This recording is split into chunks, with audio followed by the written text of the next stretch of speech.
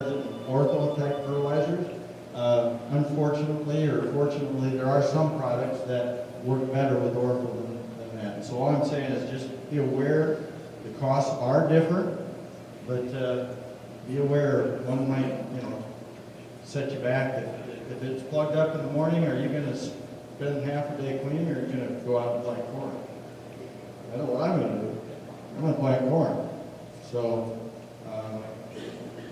I guess I'm an advocate of the starter, but if it's costing me days planting, I'm not going to do it. Sulfur we want to watch too, and everybody says, well, shoot, you guys are in central Iowa, you got these great soils that are 8% organic matter, 6% organic matter. This is the same soil that you guys have. It's in the Clarion Webster Association.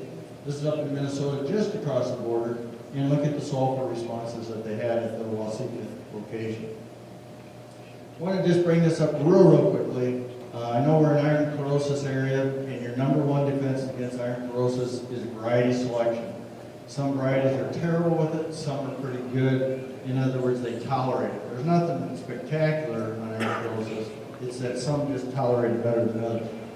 Planting population, you can, all of you guys probably have planters now that you can talk to Laura or Jeffrey, and they can set up variable rate populations, and it can be a little bit higher in those iron chlorosis areas because how big do the beans get in those areas? Usually they're shorter. The only way to get more yield when you got shorter plants, fewer internodes, is to get more internodes. Well, how do I do that when we only get that big? More plants.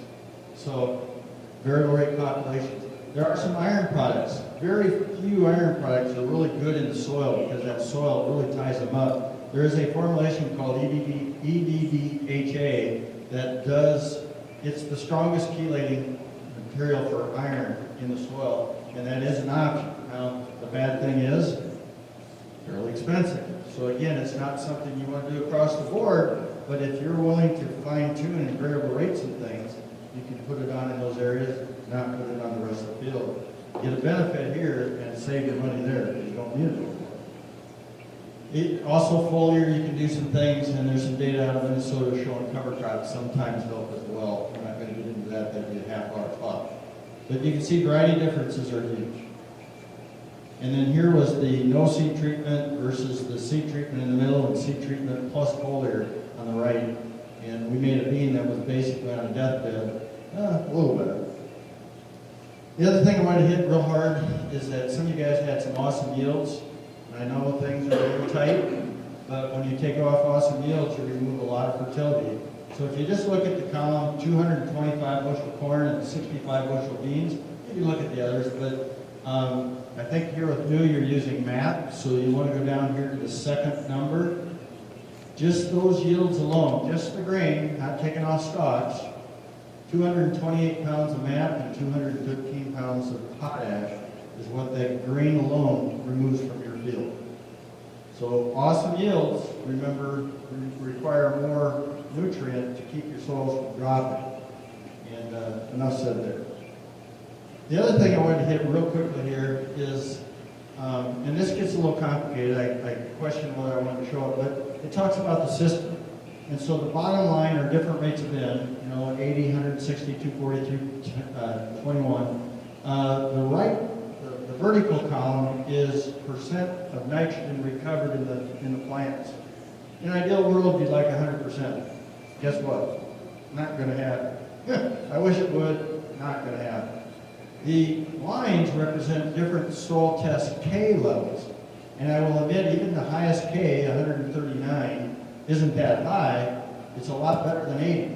And so this bottom line here, let's just pick 161 for pounds of N. When I had a low potassium soil test and 161 pounds of N, I only got about 40-45% recovery of that nitrogen. When I look at the highest testing K at 160 pounds of N, I recovered about 85% of that N. So spend money on N, but don't protect my potassium levels. You just spent more money on N and didn't get the benefit. There is an interaction you need to be aware of. Okay? We'll probably hit on this and then probably need to shut down. I don't see Shan right now. A couple minutes? Yeah, a couple minutes. Okay. Or if we want to do questions, It doesn't matter. if I know you got longer slides, is there anything else that you want to? Let me just hit this real quick and we'll ask some questions, if that's all right. I told you that I wanted to hit the stock integrity thing a little bit. And, you know, some of those diseases start early, some of them don't go away. And, you know, this was back in 2012, and it was an ugly year. This was out in Nebraska, and there was 150 bushels of grain sitting on the ground. What do you think the percent moisture of that grain was? 12.5%. Should have been out of the field. Okay, here's another picture. Bad news. Okay, so I'm putting on field days anywhere in the northern half of Iowa, and I happened to be in Britt, Iowa at the time, and I said, you know, this is 2012. I said, gosh, guys, I'm glad you're here to listen to all this hot air we have this field, but I wish you were at home harvesting corn. 2 guys left. That was good because they caught me that winter and said, yep, that was a good decision. But I'll let you fill in the blank, but here's what I'm thinking when they tell me, well, I never start till after the Clay County Fair. You fill in the blank, I won't. You know, 2012, that corn crop was a full month ahead of normal. The Clay County Fair was scheduled when it always is. So your crop, even though we have rules of thumb that we live and die by, in this case, you would have died because your corn would have been flat. So rules of thumb are good, but remember, your crop is based on the weather that you have, not the Clay County Fair. And so we do need to do that. And a lot of things affect the stock integrity. We talked about solar radiation, but everything on that chart does affect it as well. So I think this is probably a good time to open up for maybe a couple questions and switch gears. Any questions?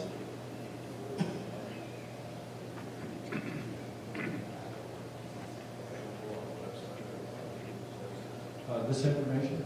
The question is if this was available on a website. This is just some slides I put together. You know, if you're interested, I can get it to you. Otherwise, you know, if you pull up the university, well, most of the time it'll be kind of separated. You'll have a deal on potash, you'll have a deal about disease. It won't all say it in one place. But if you're interested, I'd be more than happy to share this with anyone. So, Hey, Steve, with the weather forecast that you've seen, potentially hot in July, late frost, and then the early frost, if they're correct, any suggestions on what guys should be doing with this farming operation to capitalize on that with the heat in the summer? that's an awesome question. It has me a little nervous. There's lots of ways you can look at that data and make decisions. And I can force some decisions certain ways, and I still, as accurate as they want to be, I still think spreading your risk out is the way to go. Now, if I truly felt very confident I'm going to have a late frost and an early frost, well, I'm probably going to plant a little later than I normally do, but that's a risk too, because then what if you get a rain event, which they say there's going to be, and you can't get back to the field till June. So that's not a good decision. On the other hand, in my maturity lengths, full season hybrids tend to give you the most yield if given the season to do it. Well, we have early frost, that might not be a big plan either, but yet I want to have. If you had a GDUs higher, the Yeah. plant should be matured a little sooner. It sounded like the summer was going to be a little sunnier because fewer rain events. So it might still be a decent decision. The part that had me scared the most, and he mentioned it, if you're wetter than normal early, and we planned in those conditions, you screw up those roots don't have to look for anything, and then the opposite turns out, warm and dry, well, then you don't have any roots, and you need those roots, because they don't grow. Once you get to tassel time, you don't gain, as many roots as you gain, you're losing, so the net gain's nothing. You're stuck with what you got. So there's a lot of implications there. I don't know, that's a tough question, okay? I just spread my risk out. Okay? All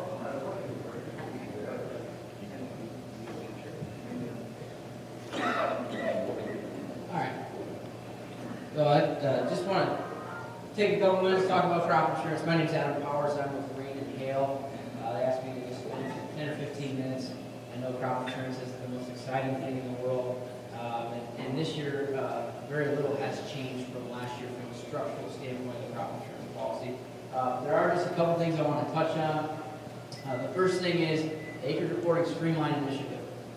This is something that was piloted last year. It's actually been piloted in Kansas previously, but USDA is rolling this out in all counties and actually all states in the U.S.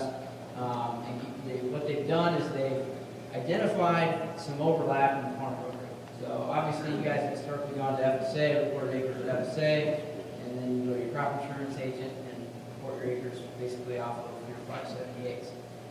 That's a little bit of duplication. So going forward, you have the option of either going to your crop insurance agent or going to FSA, or you can actually go online as well. And you can report those acres, and then they will pull electronically over to the other entity. Okay?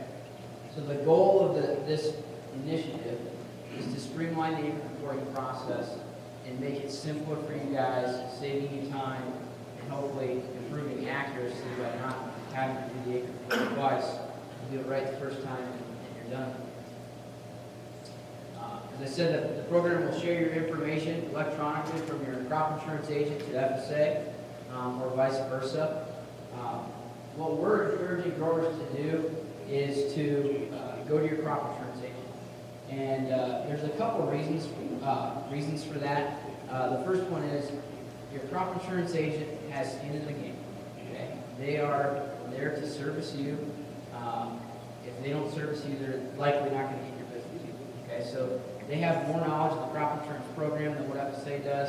Hopefully they're better accessible. Hopefully you have a better experience with your crop insurance than you do at FSA. So we'd like you to go to your crop insurance agent first to report your acres there, and then that information can pull over electronically to FSA, so you don't have to duplicate the work at FSA. You still have to visit the other entity. Okay, so if you go to the crop insurance agent first, that information pulls over to FSA. You're going to still go to your county FSA office and just sign off on your 578.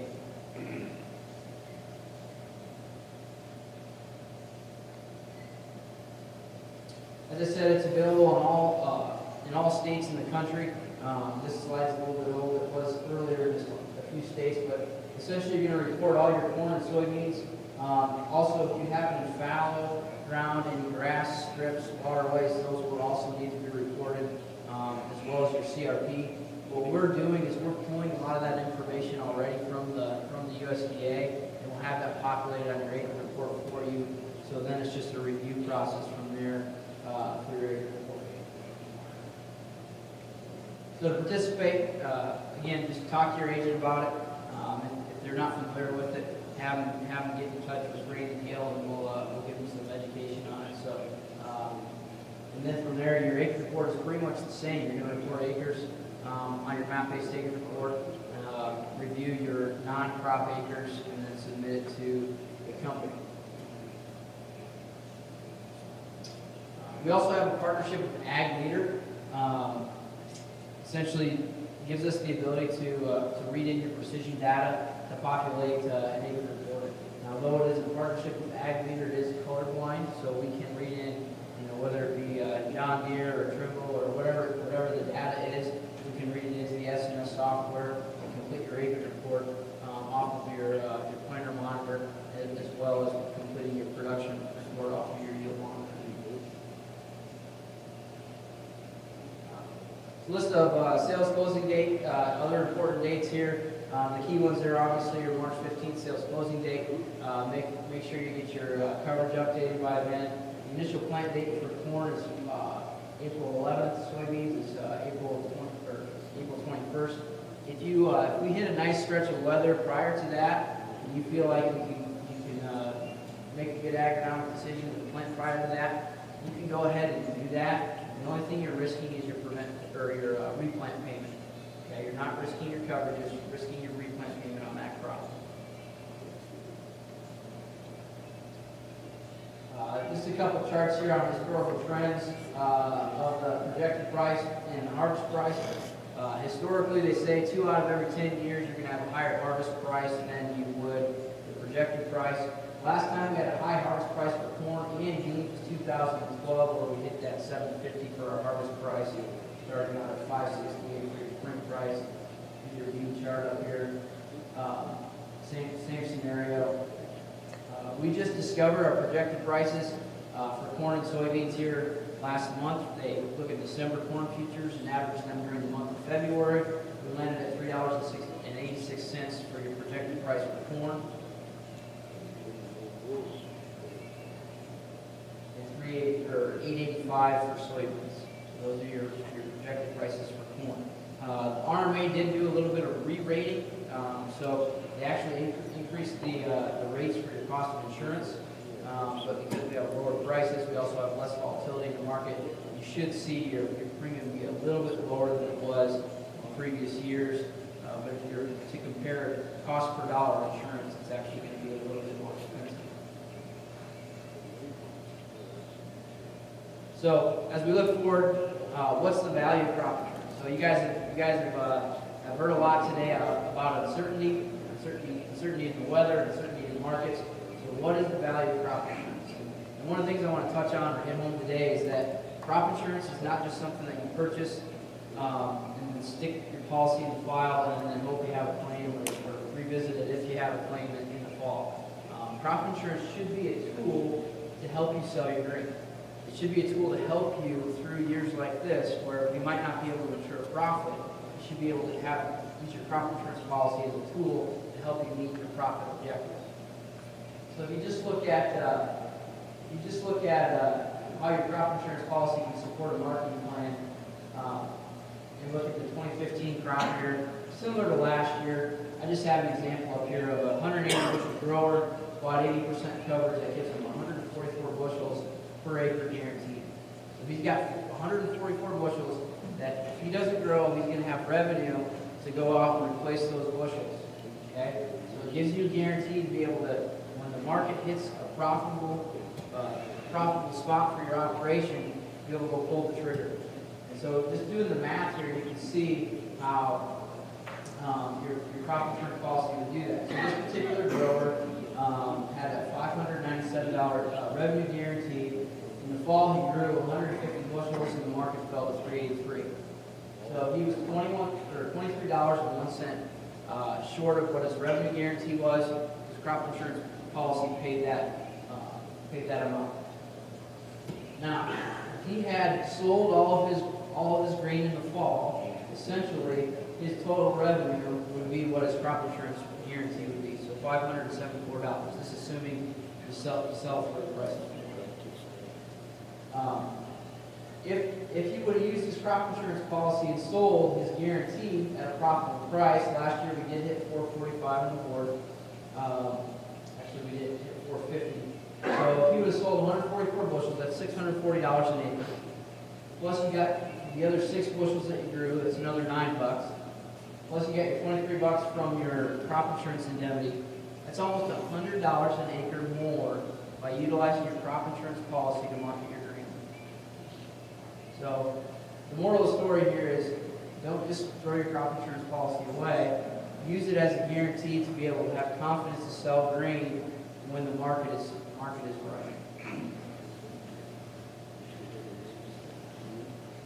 So some things to consider. Obviously, if the price goes higher, it is a concern, but as long as it doesn't cost you more than what the harvest price is per bushel to go out and to replace that grain, the crop insurance policy should give you enough money to replace that grain. Remember, crop insurance goes off the board of trade. Locally, you're probably going to be dealing locally, so there's a basis in there. So most of the time, it's not going to cost you more than what the board price is to go out and purchase that grain back. How can I sell something I don't have?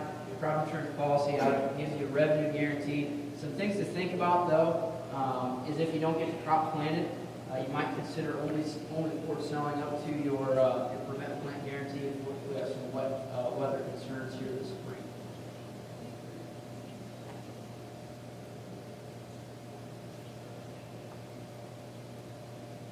All right, so should we sell any of our grain below the projected price, February projected price? It's a little bit of a myth that every year I see an article on. And the moral of the story here is you have to sell the crop. The crop insurance policy doesn't lock in that projected price. So if we have a $3.86 that doesn't lock in your price for your grain. You still have to sell it at some time. So your crop insurance discovers the harvest price during the month of October on December corn futures. Once we get past that period, your grain is unprotected from the market. So you have to understand that at some point you have to sell the crop and use your crop insurance policy to help you with that. All right, so I'll get off my high horse there. Some other claims reminders: livestock feeders. If you have grain that you feed your livestock, the RMA's requirements for keeping records on grain fed to livestock are getting tighter and tighter.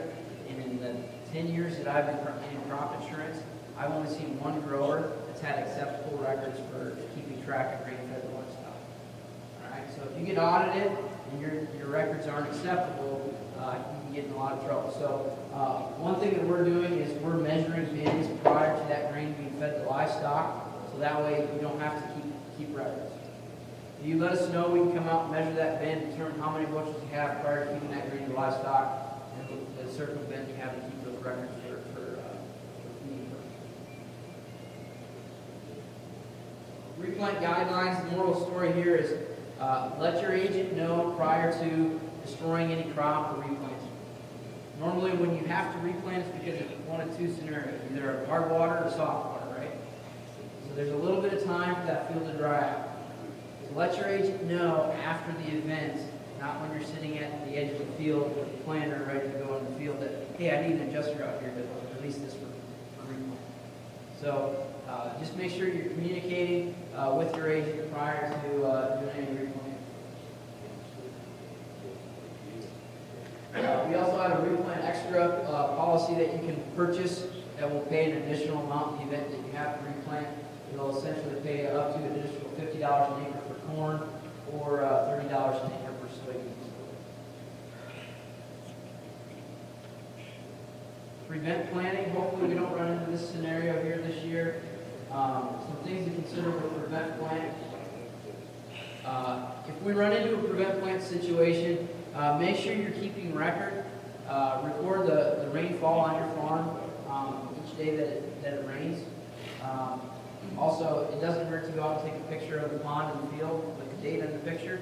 That way we know that there was an actual cause of loss that occurred on the field. The reason I bring this up is, if you guys remember back in 2013 when we had all that prevent plant, there was a little bit of public outcry of all these farmers are getting paid not to farm. You drive up and down Highway 20 and you see beautiful cornfield, black dirt, beautiful cornfield, black dirt. Well, why didn't this guy get his field planted and the guy next to him did? Well, obviously everybody has a different plan of attack in the spring, and that might be the last field the guy got to. So what RMA's done is they haven't really changed the rules, but they came out with this memorandum that said that you have to keep a record. So you have to be able to prove that the cause of loss was general to the area. So the more record keeping you can do if you run into a prevent plant, the better.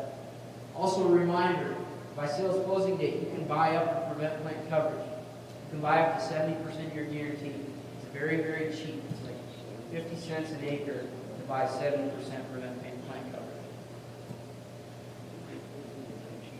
Also, you can consider alternatives. We'll get into the math there. That's the memorandum I was talking about. Additional claims reminders. Communication is key. Basically, anytime you're going to do anything other than harvesting or caring for the crop, let your agent know. They'll determine whether or not they need to submit a claim. So, really appreciate your guys' time today. And if you guys have any additional questions, I'll be here the rest of the morning. So, thank you. Well, guys, Dan Dix, our CEO, is going to come up and close the meeting, but I wanted to say thanks for the agronomy department for last year's business, upcoming business. It's your company. There's things that on equipment or something along those lines that you think that benefit us. Make sure you talk with your local agronomists, location managers, and we'll continue to work to perfect that. But again, thanks for coming, and thanks for last year's business. Thanks for this year's business, and we'll close with Dan.